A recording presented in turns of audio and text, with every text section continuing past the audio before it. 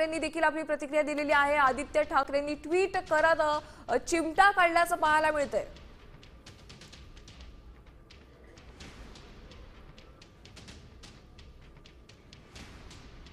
आदित्य ठाकरेंनी काय ट्विट केले पाहतोय आपण। असं कळलंय की आज मिंथे टोळीच्या मंत्र्यांनी मंत्रिमंडळ बैठकीवर बहिष्कार टाकला। गेलेच नाहीत का तर म्हणे राग आलाय, भयंकर राग। मुख्यमंत्र्यांवर, भाजपावर, निवडणुकीतल जागा वाटप आणि म्हणे यांचा पक्ष फोडतायत म्हणून। याला म्हणतात चोर मचाए शोर। महाराष्ट्रासाठी हे सगळं चिंताजनक आहे। चला आज परत कोणीतरी गावी जाणार असं ट्विट आदित्य ठाकरे यांनी केलंय।